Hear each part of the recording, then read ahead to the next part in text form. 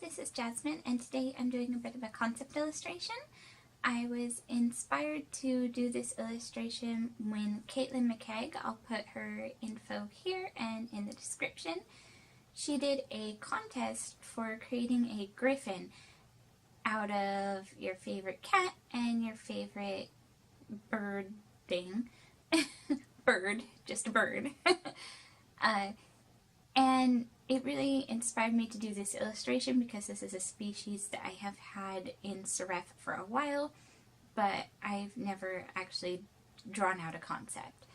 So this isn't a full illustration, but I'm just trying some things out, and I'm also trying a new program. I'm trying Clip Studio Paint, and I'm still not sure. I really like the way that I can paint and blend with it, but there's a lot that I have to go back to Photoshop to tweak with. So at the end of this illustration I go to Photoshop and I mess around a little. So the animals that I chose for the initial contest, which by the way I did not win, but the creatures that I chose was a cougar, also known as a puma or a mountain lion or a red panther or various other things, catamount. So a cougar and a lammergryph, also known as a bearded vulture. I was inspired to make this griffon a long time ago when I was watching a nature documentary and I was talking about lammergryph, and they're just so cool. And I will point out right now that lammergryph is not the only way to pronounce that word. I looked it up and there's like a whole bunch of different ways that people pronounce it, but this was the way that I chose because it's the way they said it in the documentary. The griffon itself is tentatively called the Lammergryph, and I might change that at a later point when I actually have a full written information sheet on this species of griffon for my campaign setting.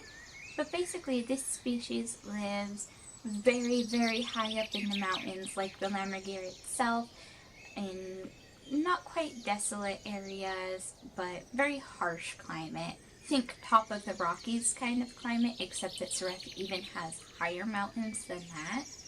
Is the Rockies that high? I don't know how tall they are, but they're really rocky at the top, so I'm assuming they're pretty tall.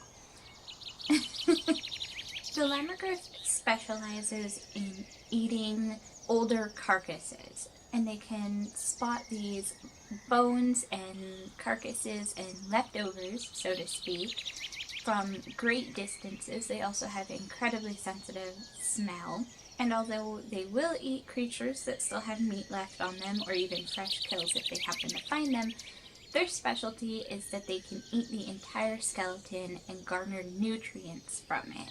Because they're larger, a little larger than an actual cougar itself, they're able to eat entire sections of bone without having to break them apart.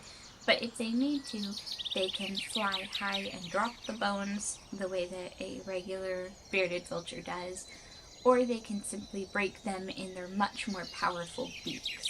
This kind of diet has given the Lammergryph the colloquial name of the bone-eating griffon, and a lot of mystery and suspicion and rumors surround these creatures due to their carrion habits, the same kind of things that surround jackals and ravens and crows. But for their own part, the Lammergryph are only slightly more intelligent than your average animal, and they rarely have anything to do with humans or other civilized races. They live solitary or in small groups, and they rarely attack anyone on the road or anything alive at all. Unless a Lammergryph is starving, it usually will not come into direct confrontation or attack a living being. They're actually somewhat shy creatures, and this is another reason why they're somewhat shrouded in mystery. Not only do they live in very isolated and difficult to get to regions, but it's also very hard to study them for any scholars, druids, rangers, because they just don't like to be around people, especially. They'd just rather be alone to soar the peaks, to find dead deer, and the like. So unlike many of the other griffins, this poor misunderstood creature will usually flee from battle, But if it is cornered or it has no other options, it can be a very fierce opponent when it has to be. The Lammergryph itself is not a small animal, and it is equipped with very large, sharp raptor talons, as well as a formidable beak that is strong enough to crack bone.